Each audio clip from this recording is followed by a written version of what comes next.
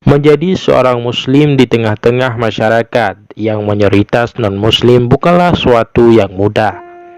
Itulah tantangan kisah mu'allaf yang dihadapi oleh Aisyah, seorang perempuan asal Selandia Baru.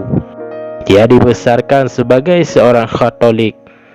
Aisyah kemudian masuk Islam pada tahun 1999.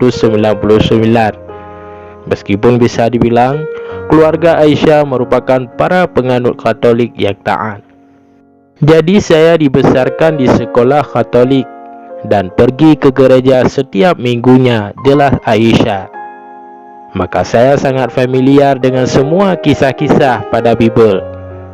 Ketika saya memasuki masa remaja, saya mulai melakukan pencarian spiritual lanjutnya. Perjalanan spiritual Aisyah pun dimulai ketika ia bertemu seseorang di kelas dansa. Waktu itu saya tidak tahu bahwa orang tersebut adalah seorang muslim. Kita mulai berbincang dan membahas agama. Dia menanyakan pada saya, apakah saya percaya Yesus itu anak Tuhan? Dan saya menjawab, tentu saja Yesus anak Tuhan.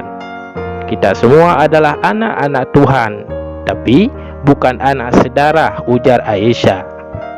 Dan dia pun berkata, kamu sudah setengah muslim. Dari sanalah perjalanan saya bermula dan ingin mempelajari tentang Islam. Setelah berdiskusi cukup panjang dengan teman muslimnya itu, Aisyah langsung pergi ke perpustakaan untuk mencari tahu tentang Islam. Selama mempelajari Islam, banyak hal yang ia rasakan, termasuk jawaban-jawaban seputar kehidupan. Islam itu selalu punya jawaban, jawab Aisyah. Setelah berbulan-bulan Aisyah mencari tahu seputar tentang Islam, akhirnya ia memutuskan menjadi mu'allaf. Dirinya juga dibimbing membaca 2 kalimat syahadat. Islam itu tuntutan hidup, tuntutan iman, mengatur semua aspek kehidupan Anda, ungkap Aisyah. Islam itu adalah sekeping kedamaian yang diberikan kepada saya, yang membuat saya amat beruntung mendapatkan hidayah. Saya merasa mendapatkan sesuatu yang berharga, tutur Aisyah. Bu Aisyah rupanya mengetahui bahwa anaknya masuk Islam, pun merasa telah kehilangan anaknya. Padahal sebelumnya Aisyah termasuk dikenal sebagai anak yang taat pada kepercayaan dulu yang ditanamkan sejak kecil.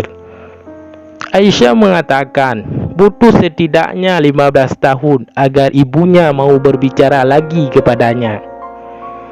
Rupanya ibu Aisyah sangat kecewa karena putrinya itu memutuskan untuk menjadi muslimah. Lambat laun, akhirnya ibunya mau menerima Aisyah kembali.